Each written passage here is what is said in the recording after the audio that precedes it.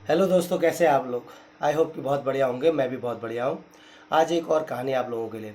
कहानी में मज़ा आने वाला, मज़ेदार कहानी, सीखने वाली बहुत सारी बातें। हम लोग कभी कभी सोचते हैं ना, भगवान है या नहीं है। है तो दिखते कैसे हैं, कहाँ कहाँ है और क्या कर सकते हैं। हमारे मन में हमेशा ये डाउट रहता है। तो आज एक कहानी सीखने की कोशिश करते हैं कि भगवान कर क्या सकते हैं। एक बहुत पुराने ज़माने की कहानी है। एक राजा ने दरबार में अपने पंडित जी से पूछा कि भाई पंडित जी, मुझे 3 सवालों के जवाब चाहिए। कहानी बहुत पुराने ज़माने की है। तो पंडित जी ने बोला, राजा जी आप प्रश्न पूछें, मैं उत्तर दूंगा। राजा ने बोला, पंडित जी पहला सवाल पूछा, पंडित जी आप ये बताइए, भगवान मिलते क्यों नहीं, है तो मिलते क्यों नहीं, नंबर 1। नंबर 2 सवाल पूछा उन्होंने कि भगवान है तो कहाँ कहाँ है। तीसरा सवाल पूछा, भगवान अगर है तो भगवान कर क्या सकते हैं। अब पंडित जी परेशान हो गए और विचलित होकर शाम को अपने घर आए और काफ़ी परेशान थे।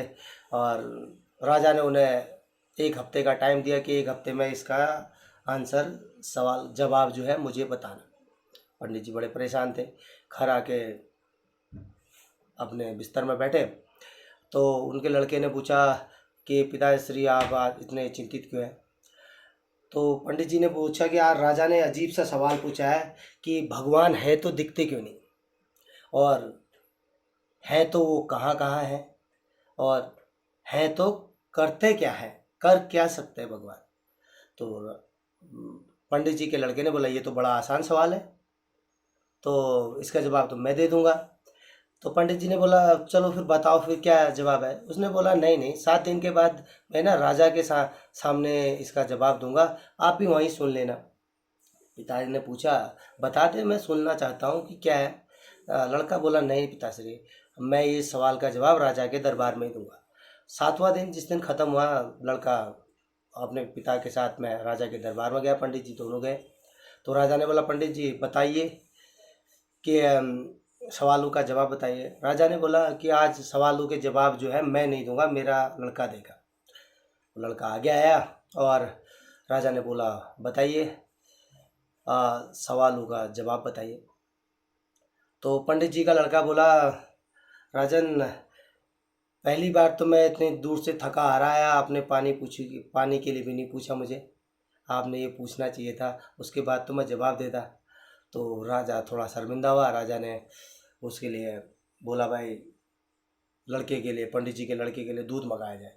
दूध मंगाई। तो लड़का क्या कर रहा है, दूध का गिलास पकड़ के उसमें से कुछ ढूंढने लगा। तो राजा ने सवाल करा कि इसमें से क्या ढूंढ रहे हैं। तो बालक बोला कि मैं इसमें मक्खन ढूंढ रहा हूँ। बोला। राजा ने बोला, अजीब बात है, मक्खन दूध में इतनी आसानी से थोड़ा ना बनता है। दूध को पहले जमाना पड़ता है, दही होता है, दही को मथना पड़ता है, उसके बाद मक्खन बनता है। इतनी आसानी से थोड़ा ना बनता है। तो बालक ने बोला कि पहले सवाल का जवाब यही है राजा, जो आपने सवाल पूछा था ना, भगवान मिलते क्यों नहीं। भगवान इतनी आसानी से थोड़ा ना मिलता है। भगवान के लिए जैसे दूध के बाद मक्खन इतनी आसानी से नहीं मिलता ना, उसी प्रकार भगवान इतनी आसानी से नहीं मिलते। भगवान के लिए प्रार्थना करनी पड़ती है, आराधना करनी पड़ती है, अच्छे कर्म करने पड़ते हैं, तब जाके भगवान मिलते हैं। तो राजा उसके पहले सवाल से बड़ा प्रसन्न हुआ। उसने बोला, अब दूसरा सवाल कि भगवान है तो वो कहाँ कहाँ है। तो बालक ने बोला, ठीक है। शाम का समय था, संध्या का समय था। तो बालक ने बोला है कि मोमबत्ती मंगाई जाए। अब मोमबत्ती लाई गई, मोमबत्ती जलाई। तो मोमबत्ती जैसी मोमबत्ती जलाई तो उस इलाके में प्रकाश हो गया। बोला कि जिस प्रकार से इस मोमबत्ती का जो रोशनी है ना, ये चारों तरफ फैल रही है ना, भगवान भी चारों तरफ है।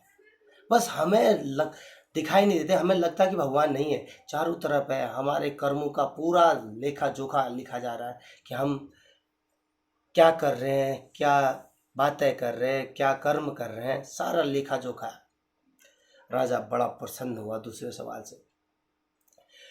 फिर राजा ने बोला कि चलो तीसरे सवाल का जवाब दो। तीसरे सवाल था कि भगवान है तो कर क्या सकते हैं। तो बालक ने बोला कि राजा जी, ये सवाल आप एक राजा बन के पूछ रहे हैं या शिष्य बन के। तो राजा फिर शर्मिंदा हो गया। राजा ने बोला, यार सवाल मैं पूछ रहा हूँ, ज्ञान मैं ले रहा हूँ और मैं सिंहासन में बैठा हूँ। तो वो सिंहासन से नीचे उतर गया और उसने बोला, मैं शिष्य बनकर। तो बोला, फिर आप सिंहासन में बैठे हैं और मैं ज़मीन से आपको ज्ञान दे रहा हूँ, ये कौन सी बात हुई। तो राजा ने बोला, मुझे महाराज मुझे माफ़ करना, आप सिंहासन में बैठिए। तो उस बालक को उसने सिंहासन में बैठा दिया। राजा नीचे से हाथ जोड़ के उसके सामने खड़ा था।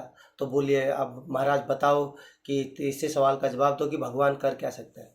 बोला, बताने को अब रहा ही क्या, भगवान पल में